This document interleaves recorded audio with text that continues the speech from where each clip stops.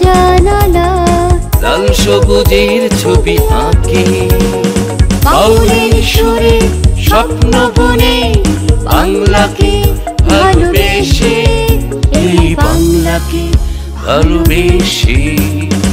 আজ বাংলার অগ্রযাত্রায় ভরে ওঠে অন্তর, সোনালী প্রান্তর, সোনালী প্রান্তর, সোনালী প্রান্তর, সোনালী প্রান্তর।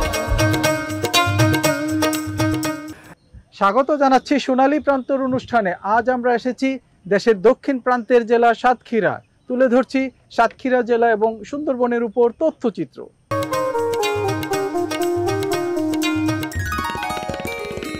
বাংলাদেশের সর্বদক্ষিণ পশ্চিমে পৃথিবীর সর্ববৃহৎ ম্যানগ্রোভ বনভূমি সুন্দরবন। বঙ্গোপসাগরের উপকূল এবং ভারতীয় সীমান্তে অবস্থিত সাতক্ষীরা নামক অঞ্চলটিতে মানব বসতি গড়ে ওঠার আগে ছিল একটি বিস্তীর্ণ জলাভূমি।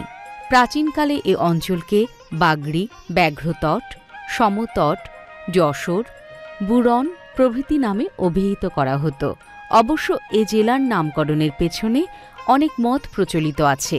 প্রথম ও প্রধান মতটি হল চিরস্থায়ী বন্দোবস্তের সময় নদিয়ার রাজা কৃষ্ণচন্দ্রের এক কর্মচারী বিষ্ণুরাম চক্রবর্তী নিলামে বুরন পরগনা ক্রয় করে সেখানে তার পুত্র প্রাণনাথ চক্রবর্তী 7 ঘর কুলীন ব্রাহ্মণ এনে বুরন পরগনায় প্রতিষ্ঠিত করেন এবং নাম হয় সতীঘরিয়া। তার অন্তর্গত 7 ঘরিয়া অঞ্চলে সেই সময় ব্যাপক উন্নয়ন ঘটে। 1861 সালে 7 ঘরিয়া মহকুমা স্থাপনের সিদ্ধান্ত গৃহীত হয়।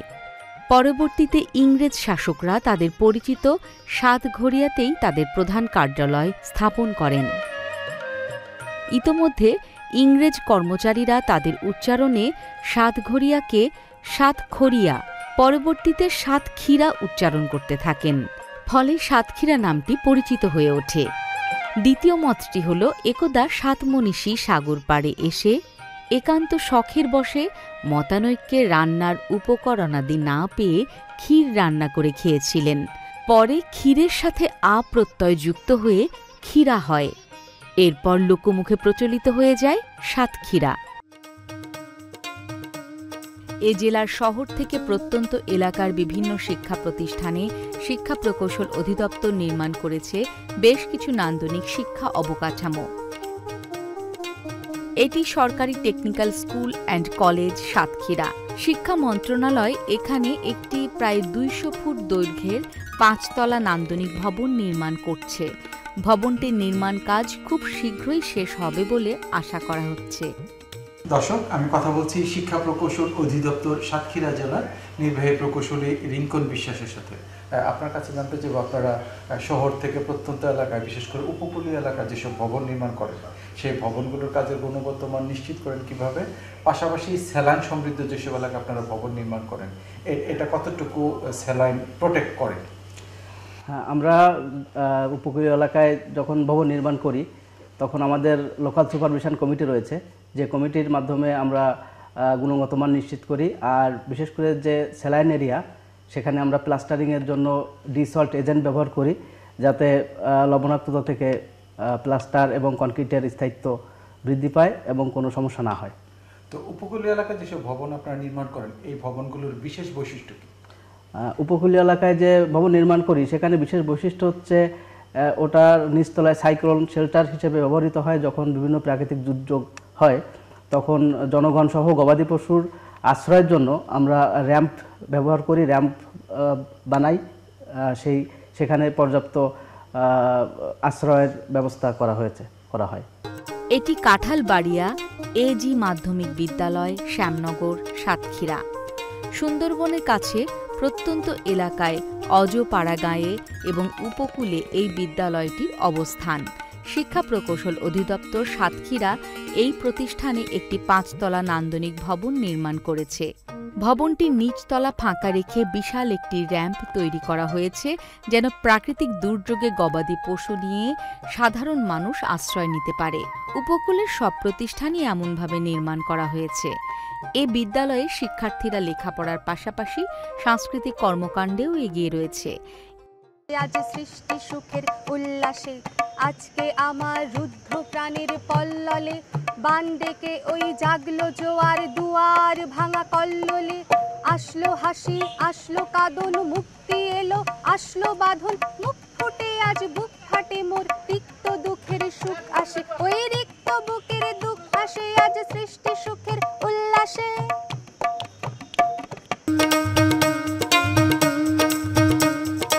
এই ভবনটি নির্মাণের ফলে পিছিয়ে পড়া এলাকাটিতে শিক্ষার্থীর সংখ্যা যেমন বাড়ছে, তেমনি শিক্ষার মানও বেড়েছে।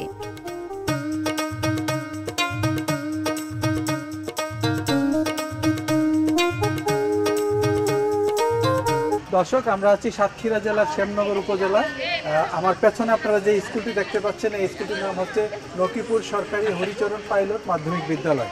এই বিদ্যালয়টি 1899 সালে স্থাপিত হয়। চলুন এর উপর একটু তথ্য দেখে আসি।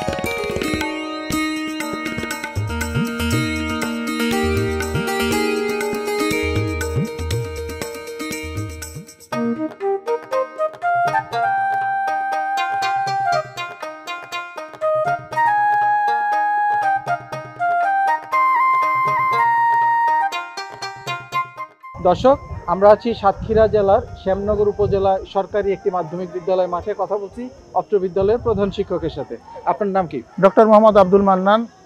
আমার স্কুলের নাম নকিপুর সরকারি হরিচরণ পাইলট মডেল মাধ্যমিক বিদ্যালয়। বরাবরই এই স্কুলটি এই উপজেলার সবথেকে ভালো রেজাল্ট করে এবং সবথেকে সকল বিষয়ে সংস্কৃতি, খেলাধুলা, লেখাপড়া সব ক্ষেত্রেই গুরুত্বপূর্ণ এবং সবথেকে বেশি ভালো ভূমিকা রেখে থাকে।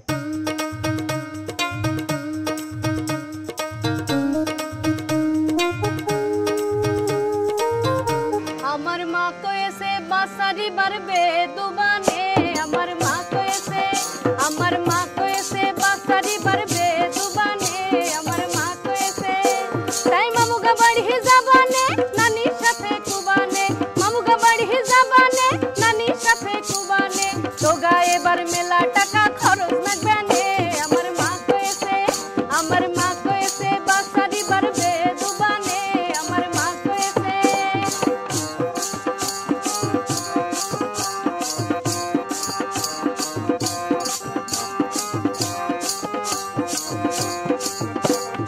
হাত মুখ গুনে পরিষ্কার করি নাকতি হবে নে, নতুন পানা পাই প্যান্ডা তুলি সবানে, তাই হাত মুখ গুনে পরিষ্কার করি নাকতি হবে নে, নতুন পানা পাই প্যান্ডা তুলি সবানে, আরে দেখতি আলি ওই ডিশে দিন পড়তে পারবানে, আমার মা কয়েছে, আমার মা কয়েছে বাসারি বারবে দুবানে, আমার মা কয়েছে।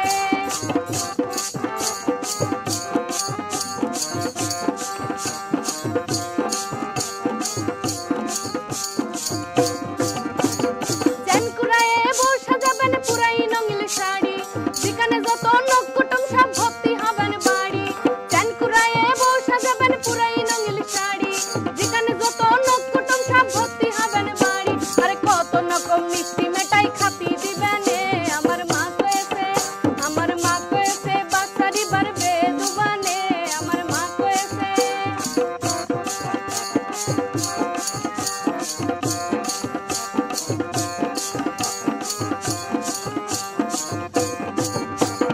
বড়াসকানে ভ্যানে চড়ি টকর মাথায় দে, কোন ফাঁক দে টুকুরে একটু দেখি নবানে, বড়াসকানে ভ্যানে চড়ি টকর মাথায় দে, কোন ফাঁক দে টুকুরে একটু দেখি নবানে, আরে সেদিন আবার নুজার গুতুই মইতি হবে নে, আমার মা কয়েছে, আমার মা কয়েছে বাসারি বারবে দুবানে, আমার মা কয়েছে।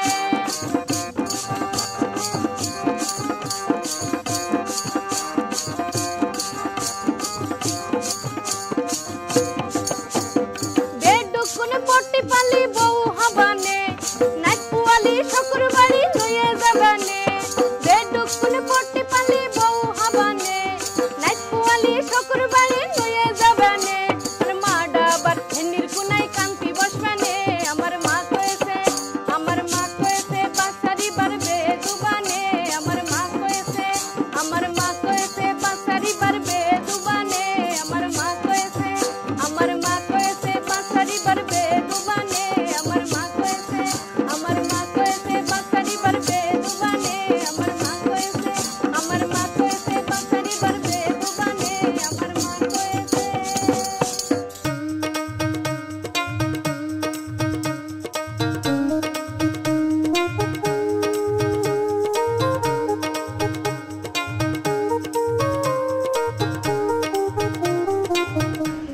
দর্শক, আমরা আছি সাতক্ষীরা জেলার শ্যামনগর উপজেলা। আপনারা আমার পেছনে যে মাদ্রাসাটি দেখতে পাচ্ছেন, এই মাদ্রাসাটির নাম হচ্ছে বীরালক্ষ্মী মহিলা দাখিল মাদ্রাসা। এই মাদ্রাসাটি 1997 সালে স্থাপিত হয় এবং শিক্ষা প্রকৌশল অধিদপ্তর এখানে একটি 4তলা নান্দনিক ভবন নির্মাণ করেছে।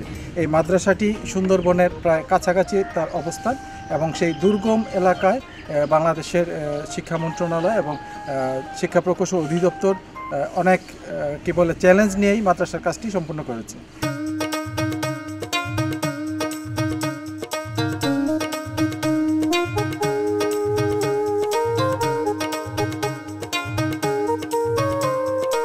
কথা বলছি অক্টো মাদ্রাসার সম্মানিত অধ্যক্ষের সাথে। আমাদের ছাত্রছাত্রী তো অনেক বেশি, প্রায় 5 শতাধিক। এই ভবন পেয়ে আমাদের আগের যে ক্লাসরুমগুলো ছিল সেখানে আমাদের সংকলন হতো না। এখন সুন্দরভাবে খুব বড় বড় রুম, আর বাতাসে খোলা পরিবেশ, ফ্যান, বিদ্যুৎ, সোলার সব কিছু আছে। এর সমন্বয়ে খুব সুন্দর পরিবেশে বাচ্চারা লেখাপড়া করে। তারা প্রায় বাচ্চারা, আমরা যখন ক্লাস ভাগ করি তখন আমাদের পুরানো যে বিল্ডিং আছে তার পরিবেশও খুব ভালো, সেখানে তারা বসতে চায় না। প্রায় ছাত্রছাত্রীদের দাবি যে আমরা নতুন বিল্ডিংয়ে ক্লাস নেব।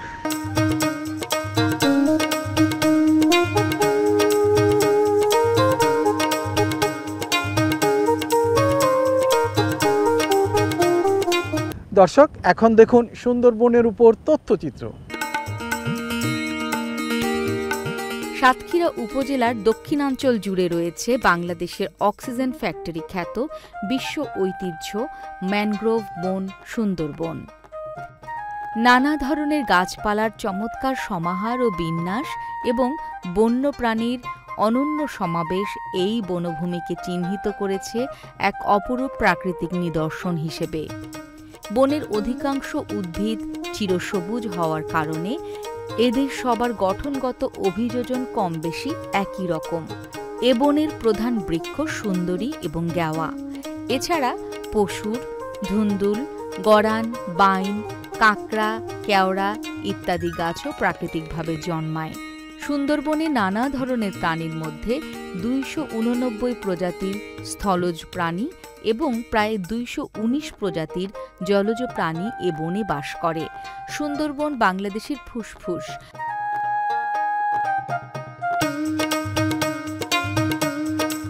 এই বনে ঘুরতে আসা পর্যটকদের নিরাপত্তা ও সেবা দিতে বাংলাদেশের ট্যুরিস্ট পুলিশ সর্বদা প্রস্তুত থাকছে।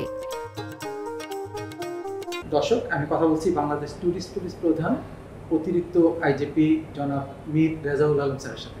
স্যার, আপনার কাছে জানতে চাইব, বর্তমানে ট্যুরিজম এবং ট্যুরিস্ট পুলিশ এটা সাধারণ মানুষের কাছে কতটুকু পরিচিত? আমি বলবো যে আমাদের ট্যুরিস্ট পুলিশের যাত্রা আমরা শুরু করেছি 2013 সালে। তখন থেকে আজকে তো প্রায় 10 বছর পেরিয়ে এসেছি। এখন ট্যুরিস্ট পুলিশ মোটামুটি একটা ব্র্যান্ড হিসাবেই নিজেদেরকে দাঁড়াতে পেরেছে বলে আমি মনে করি। ট্যুরিস্ট স্পটগুলোতে গেলেই আপনি খেয়াল করবেন যে লোকজন ট্যুরিস্ট পুলিশের উপস্থিতি প্রত্যাশা করে এবং ভ্রমণ পিপাসী লোকজন জানে যে এখন এই ট্যুরিস্ট স্পটগুলোতে ট্যুরিস্ট পুলিশ আছে এবং তারা নিরাপত্তা প্রদান করছে। সো সেই জন্য দেখবেন যে ট্যুরিস্ট স্পটগুলোতে ভ্রমণ পিপাসী লোকজনের সংখ্যা অনেক বেড়েছে। তারা এখন ট্যুরিস্ট স্পটগুলোতে নিরাপদ বোধ করে এবং তারা কোনো ধরনের অনাকাঙ্ক্ষিত ঘটনার সম্মুখীন এখন ইদানিং হচ্ছে না। আগে যে এক ধরনের উপদ্রব ছিল, স্থানীয় কিছু লোকজনের ইন্টারফিয়ারেন্স ছিল, সেই জায়গায় এখন বলবো যে টুরিস্টরা যেই জন্য যে একটা প্রাইভেসি চায়, একটা সিক্রেসি চায়, অ্যান্ড সিকিউরিটি চায়, অ্যান্ড সার্ভিস অ্যাজ ওয়েল, এইগুলো চায়। সো আমরা এই কম্পোনেন্টগুলোকে এক জায়গায় আনতে পেরেছি। নিরাপত্তা, privacy, security and the service সবগুলোকে আমরা এক সূত্রে গাঁথতে পেরেছি বলেই এখন টুরিস্টরা কিন্তু অনেক বেশি কমফোর্টেবল। হোটেলগুলো দেখবেন যে এখন ঠিকমতো তাদের সেবা দিচ্ছে, কোনো হয়রানিমূলক আচরণ করছে না। রেস্টুরেন্টগুলোতেও তারা যথাযথ মূল্যে গিয়ে তারা খেতে পারছে। একটা সময় দেখবেন যে যে যেমন ইচ্ছা মূল্য নির্ধারণ করতো, টুরিস্টের সংখ্যা বেড়ে গেলে ইচ্ছে মতো দাম বাড়িয়ে দিত। তো এখন আমরা একটা হলিস্টিক অ্যাপ্রোচ নিয়েছি। সো জেলা প্রশাসন বলেন, পুলিশ প্রশাসন বলেন, প্লাস টুরিস্ট পুলিশ এবং স্থানীয় স্টেক হোল্ডার যারা, তাদেরকে নিয়েও আমরা এইসব বড় বড় অনুষ্ঠানের আগে আমরা কিন্তু একসাথে বসি, কথা বলি। হোটেল ওনার্স, রেস্টুরেন্ট ওনার্স সহ লোকাল স্টেক হোল্ডার যারা আছে, জনপ্রতিনিধি, সবাইকে নিয়ে আমরা বসছি। তো আমরা বলবো যে টুরিস্ট পুলিশ এই ক্ষেত্রে একটা অনুঘটকের ভূমিকা রাখছি এবং সবাইকে আমরা অনবোর্ড করতে পারছি, যার ফলে এখন টুরিস্ট স্পটগুলো টুরিস্ট বান্ধব হয়েছে, জনগণ নিরাপত্তা পাচ্ছে, সেবা পাচ্ছে। সো আমি বলবো যে খুব চমৎকার একটি পরিবেশ এখন কিন্তু এই টুরিস্ট স্পটগুলোতে বিরাজ করছে।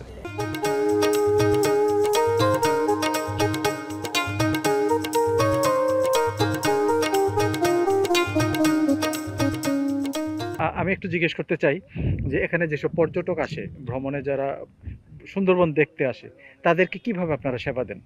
ট্যুরিস্ট পুলিশ যে সব সময় পর্যটকদের নিরাপত্তার জন্য দায়িত্ব, সারা বাংলাদেশে যেখানেই যাবে কোনো রকম ভয় নেই।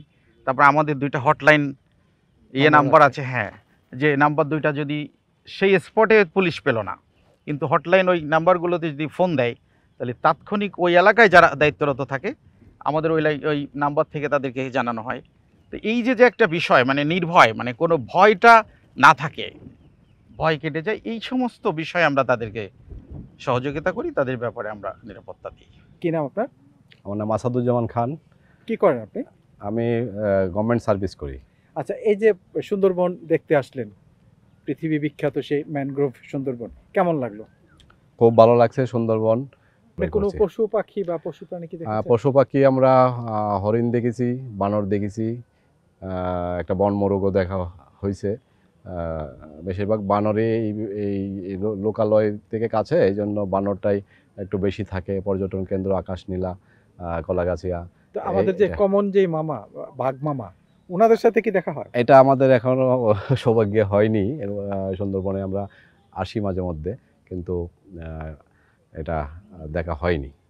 শীতের সময় সকল পর্যটক কিন্তু এই সুন্দরবন ভ্রমণ করতে আসে। আপনারা জানেন যে সাতক্ষীরার আকর্ষণ সড়ক পথে সুন্দরবন। আসলে সড়ক পথে কিন্তু সুন্দরবন দেখা যায়। এর চেয়ে আর কিন্তু বাইরে আপনার যেখানে যান, আপনি এই সড়ক পথে এসে এই যে দাঁড়িয়ে আপনি সুন্দরবন দেখবেন, এটা কিন্তু কোথাও নাই, সম্ভব হয় না।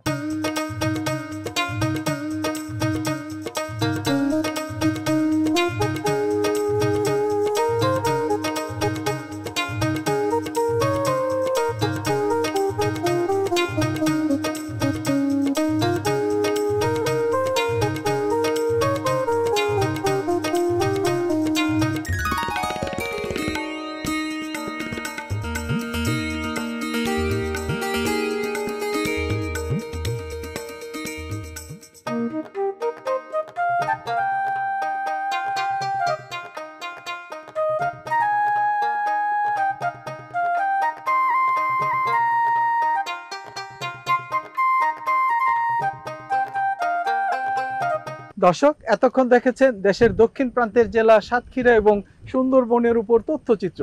আগামী সপ্তাহে একই সময়ে দেশের অন্য কোনো প্রান্তে আবারও দেখা হবে। আর অনুষ্ঠান সংক্রান্ত মতামত জানাতে আমাদেরকে ইমেল করতে পারেন। আমাদের ইমেল অ্যাড্রেস হচ্ছে sonaliprantор@gmail.com। আজ এ পর্যন্তই। সবাই ভালো